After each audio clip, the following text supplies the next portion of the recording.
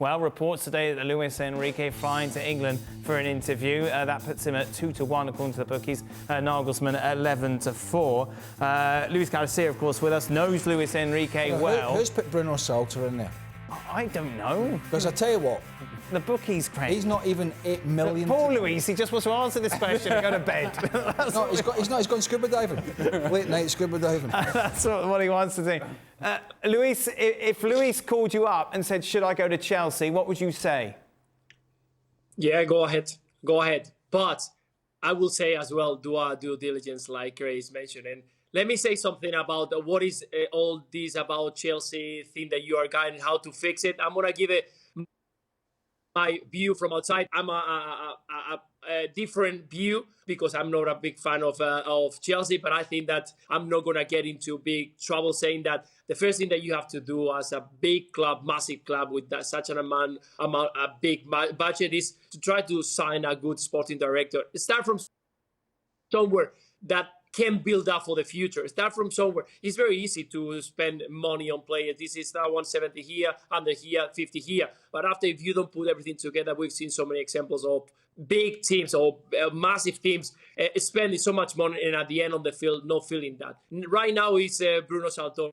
I had the chance of knowing him for quite a long time. We got the pro license together, and I know that he is a very professional. You're not going to go higher. You're not going to go further down in the table. So why not keeping this player and start building from the future? Start building from next year. Probably you're not going to get in Champions League. If you bring Lampard, you're going to start thinking about putting pressure to the players, putting pressure to the manager, knowing that he's not going to stay in the next year because you know that you're going to try to fight. Why don't build up the house from the base instead of from the roof? I think that they need to consider start putting this club in hands of people who knows football, know who are fans about football, know who are just thinking about the club and the history and everything. No, thinking about we have to build a project for this team in the long term. 10 years then, because if not, you're going to continue spending money. 1 year is going to be good, but the second one is not going to be good because at the end, it's about the connection of the players.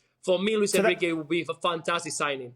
Fantastic signing. Because to that point, Luis, obviously, you know, he's heralded as one of the best managers in the world. To use Craig's word, does he really want to walk into this circus? I think if he walks in, it's because he's going to bring a project. He's not going to jump in and say, okay, give me the players and I'm going to try to do my best. This is a manager who knows exactly what is football. He's been one of the top players for Spain and international. We all know Real Madrid, Barcelona with the national team. But also his character is very special.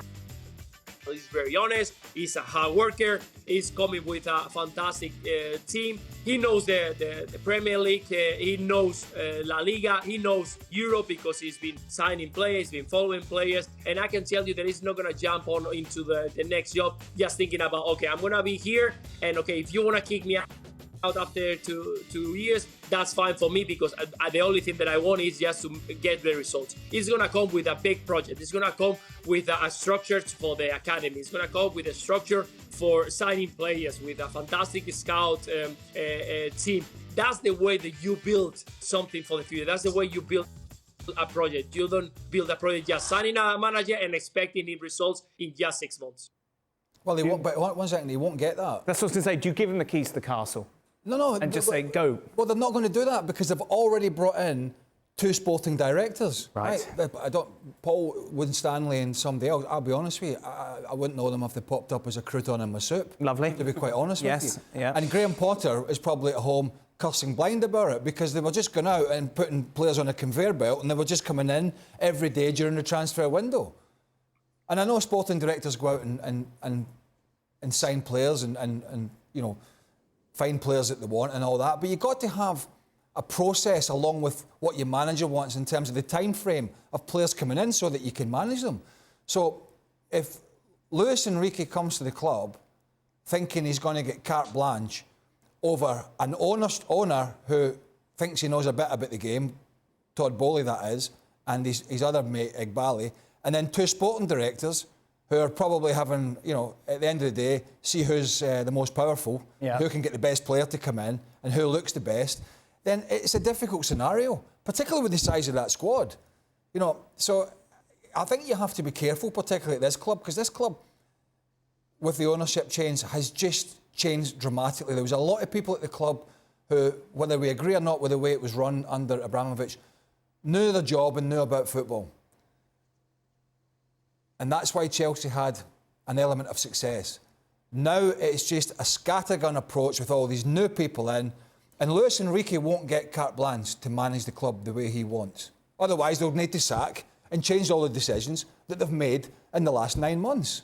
If it was as simple as choosing between Luis Enrique and Nagelsmann, who's a better fit for this situation? I would say Luis Enrique. I don't think that Julian Nagelsmann did a very good job of actually handling the spotlight of Bayern Munich and a lot of the personalities within that locker room. I don't think they quite bought into his magnificent ideas of how the game should be played. Luis Enrique is a really, really good manager, but also a prickly personality that he is going to be the boss the moment he shows up in the locker room. And I think this team needs structure. Well, the club needs structure, but this team needs structure. And if indeed you're going to be working with 40 players, you're going to have a manager in place that is able to make tough decisions and say, nope, this guy's not for me, that guy's not for me. And the club are going to have to be able to support the decision of this manager. Because if you're thinking about the future, then you have to build on something. And that platform is going to be provided by Luis Enrique and his ideas. I think Luis Enrique is a better manager than Julian Nagelsmann. And I think it's a manager that is much more as a matter of fact. Not so much about this global ideas of the game, revolutionary ideas. No. This is how we're going to play. This is how we're going to win. We need to be very clear as to how we're going to get from point A to point B, not just philosophically wonder about those ideas. Less than 12 months into their ownership, they're already looking for a manager to come in and bail out their bad decisions, right? Yeah. What if Luis Enrique walks in and they got all these players and like the ones that signed recently on ludicrously long long contracts? What if Luis Enrique comes in and goes, "It's been a long day, been a long day." No, you got it. You're in it. You got it. I'll try again. What if he comes in and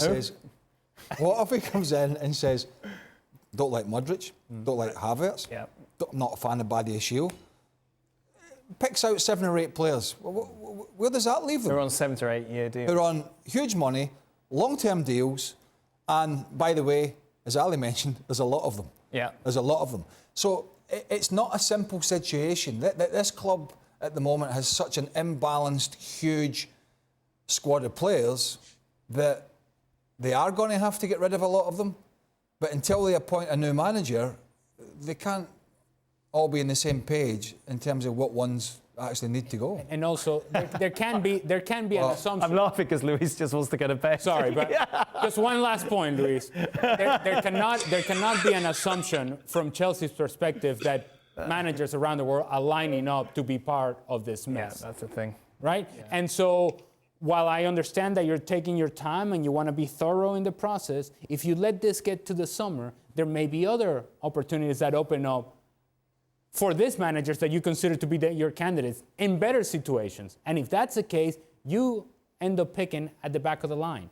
Don't think that you're at the front of the line just because you're Chelsea. I don't think we should be letting Luis go. I'm being serious, and I'll tell you why. Because anybody that makes a schoolboy error of making himself available at 3 a.m. in the Maldives deserve to see this show out to the end. That's it. Don, anything you'd like to add? Yeah. 4 a.m. Oh, my God. Go to bed, Luis. Go to bed. There it is. Hey! Thank you very much. Team player. Luis. Thanks so much for watching ESPN on YouTube. And for more sports highlights and analysis, be sure to download the ESPN app. And for premium content and live streaming, subscribe to ESPN Plus.